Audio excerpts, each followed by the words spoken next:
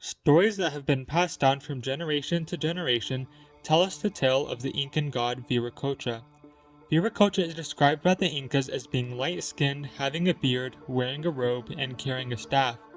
Viracocha is actually the creator god of pre-Incan civilizations, but the Incas adopted him into their own religion. Our story begins at the advent of the universe, where only darkness existed. Viracocha ascended from Lake Titicaca, which rests between the border of Peru and Bolivia. Once he was on land, he created the land and the sky. In addition, he created a race of giants out of stone. Once his work was done, he returned back to the lake. After a while, the giants angered Viracocha greatly, so he rose out of the lake again, but this time he sent a flood in order to get rid of them, which caused all of the giants, except for two, to turn back into stones. Once the giants were finally gone, he created the sun, the moon, and the stars out of islands that were in Lake Titicaca. Now that he created these celestial bodies that are essential for life, he created humans, but rather than making them out of stone as he did before, he learned from his mistakes and created them out of clay. He gifted the humans his knowledge of clothing, agriculture, language, and art. The Incas called these first humans the very Viracocha Runa. He also created animals for the humans to eat. He sent the very Viracocha Runa to live in regions all throughout the world, but they could only live underground. After the initial group of people were created, he created a second group of people who the Incas called the Viracochas. He made them remember the details of the very Viracocha Runa who would go on to populate the world. After the second group of people were created, he cast them upon Earth, but kept two of them who went by the names of Imaimana Viracocha and Tocapo Viracocha. The rest of the people went to all of the locations where the very Viracocha Runa had resided. They traveled to caves, streams, rivers, waterfalls as the awakened people, told them about Viracocha and their history, and told them that it was time for them to come to the surface. Viracocha then sent one of the two remaining people east to Andasuyu, and he sent the other west to Condensuyo.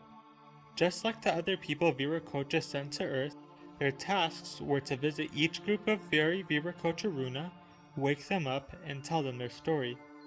Viracocha also made his own journey, but he disguised himself as a poor beggar and went by the names of Kontiki Viracocha, Atun Viracocha, and Kontiki Viracocha Pachai Kachik. During his journey of awakening the very Viracocha Runa, he stopped at a province called Kacha, where he awakened the Canis people.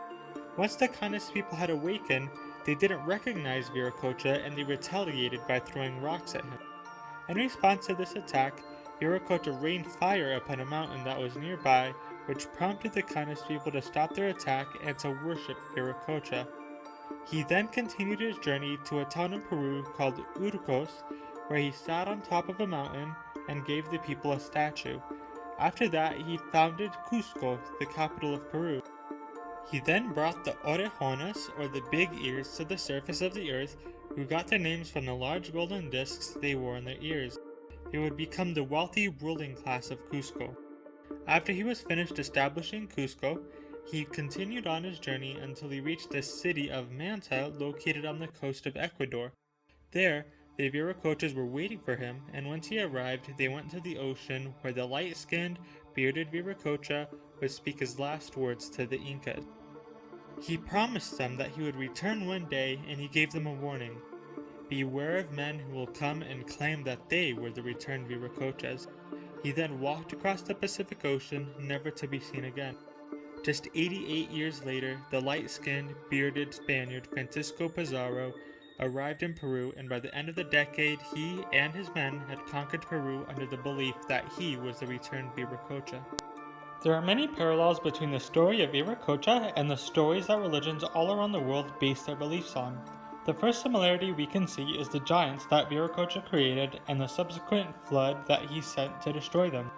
This is very similar to the story of the Nephilim, the extremely violent and even cannibalistic race of giants that are described in the Bible. They were the offspring of fallen angels and human women. After God realized how evil the giants were, he sent a flood to earth in an attempt to eradicate the Nephilim, but some of them survived. The Paiute Native Americans also have their own stories of cannibalistic giants who they called the Siteka.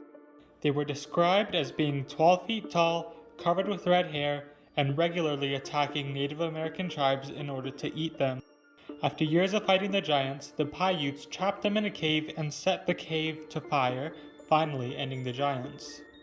We can see another similarity between the story of Viracocha and the stories of other religions when Viracocha makes the very Viracocha Runa live underground. This is very similar to the Hopi story of the ant people. When the Hopi god Sotukneng sent a cataclysm in order to eradicate the evil Native Americans, he instructed the ant people to build underground tunnel systems and to stock them with food and other supplies that were needed for the Hopi to survive. The Hopi remained underground with the ant people until the cataclysm had ended, which allowed the Hopi to return to the surface. The Zoroastrian god Ahura Mazda warned Prince Yima that in the near future there would be a cataclysm that would come upon the earth.